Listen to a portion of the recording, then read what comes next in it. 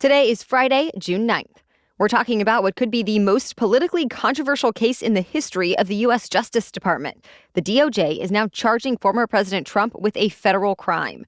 Also, a new Supreme Court decision could have a big impact on future congressional elections. Plus, where a historic wall of smoke from Canada's wildfires is headed next. How the High Court ruled in a case that pitted Jack Daniels against a dog toy company. And what to expect from an unusual impromptu Tony Awards. Those stories and more news to know coming up. Welcome to The Newsworthy. All the day's news in around 10 minutes. Fast, fair, fun, and on the go. I'm Erica Mandy. Thanks so much for being here. You ready? Let's do this. For the first time in American history, a former president is facing federal criminal charges. Reports say the Justice Department formally charged former President Trump over his handling of classified documents. News outlets like the AP and Fox News cite sources who say Trump was charged with a total of 7 counts, including violating the Espionage Act, making false statements, and obstructing justice. And if found guilty, he could face years in prison. Though we still don't have all the details about what exactly investigators found. Trump himself posted about it on social media, saying he's been ordered to turn himself in next week. Though he said again that he's innocent and suggested the Justice Department is trying to take him down because of his 2024 White House run. This all comes nearly a year now after the FBI searched Trump's Mar-a-Lago home and took out 184 documents with classified markings on them.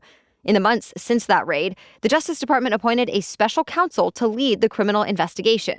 Witnesses were also brought in front of a grand jury, including nearly every Mar-a-Lago employee.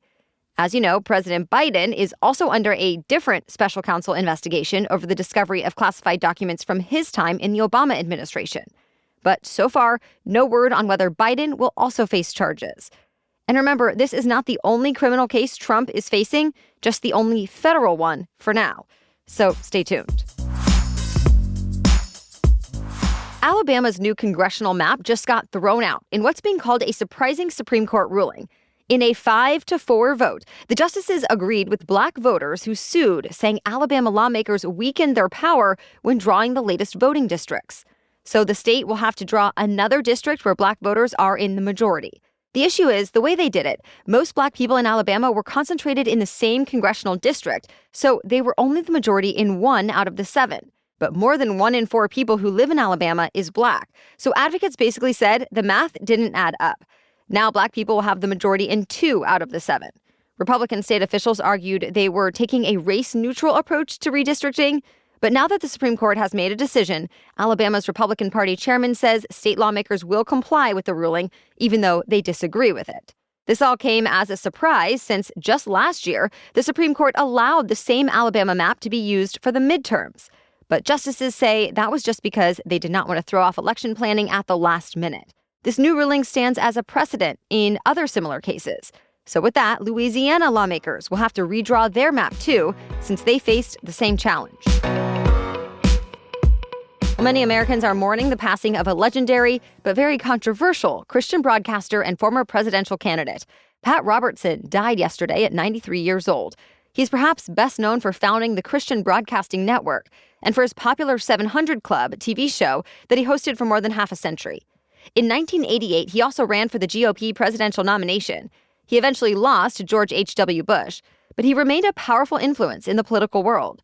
Robertson founded the influential Christian Coalition, which helped make religion key to Republican Party politics. All that said, Robertson also stirred up a lot of controversy with some of his statements. For example, he would often attribute natural disasters to moral failings of people who lived in the impacted areas, and he blamed the 9/11 terror attacks on, quote, the pagans and the abortionists and the feminists and the gays and the lesbians. Still, Robertson kept a large audience until he retired in 2021. It's looking more like Ukraine's long-expected counteroffensive is happening in full force. It's meant to retake land Russia has captured in its invasion so far. And one senior U.S. official told the New York Times it's now actually underway, with the biggest push happening in the south. Ukraine has spent 6 months preparing for this moment and is armed with equipment and training from the U.S. and other Western allies. But Russia has also had a lot of time to prepare, bringing in extra forces. And Russian officials have said they've been able to hold off the Ukrainians so far, though Western intelligence has not confirmed that part. In fact, Britain's intelligence says in most areas right now, Ukraine seems to have the upper hand. But the heavy fighting continues and is expected to last for a while. British Prime Minister Rishi Sunak made his first official trip to Washington, D.C. this week and ended up signing a landmark economic deal with President Biden. It's called the Atlantic Declaration. It basically says the two countries will partner on advanced technologies like artificial intelligence, as well as clean energy and critical minerals.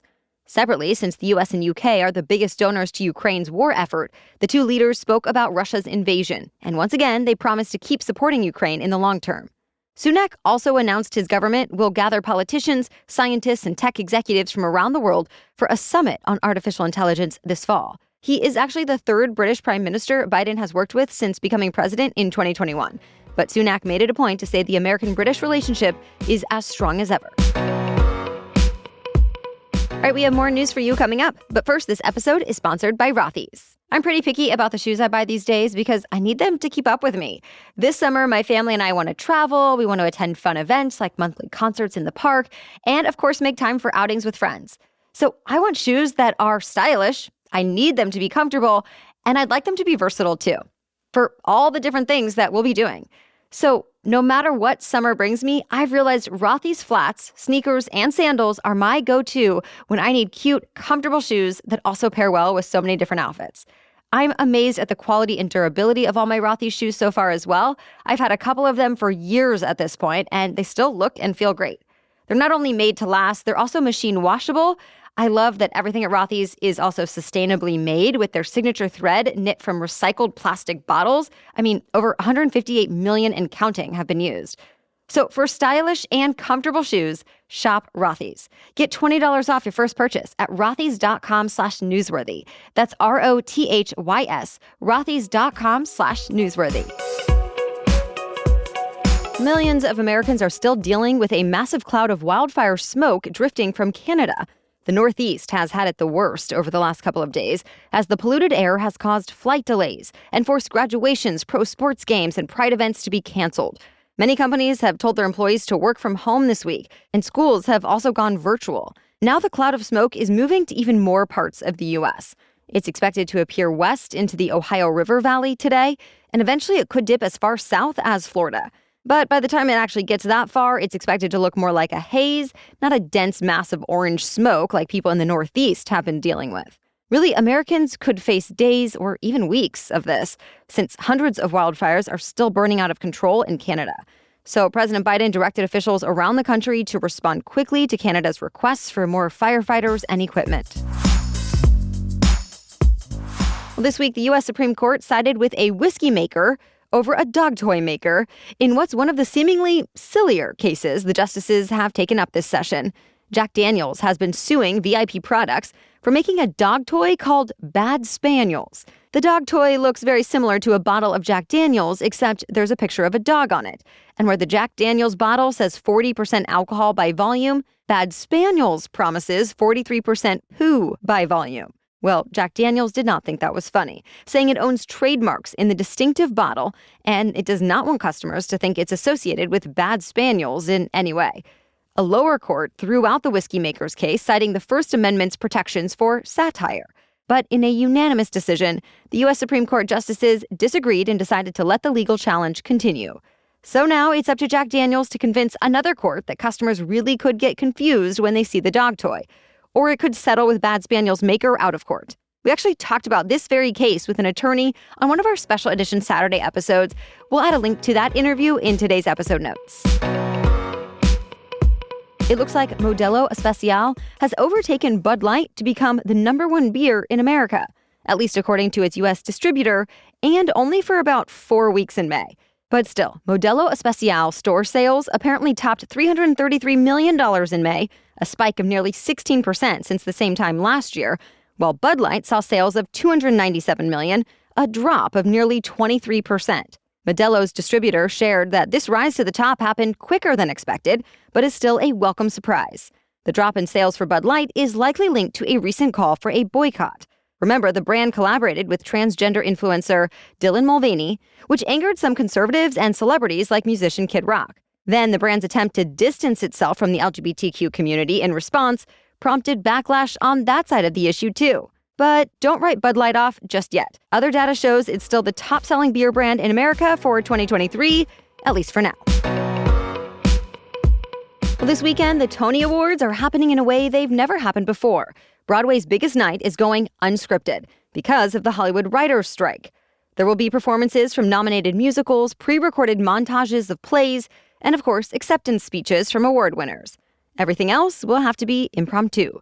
And the host, Broadway actress Ariana DeBose, will have to glue it all together. But as actor Wayne Brady put it, if any group of people is equipped to handle the stress of a live event, it's the Broadway community.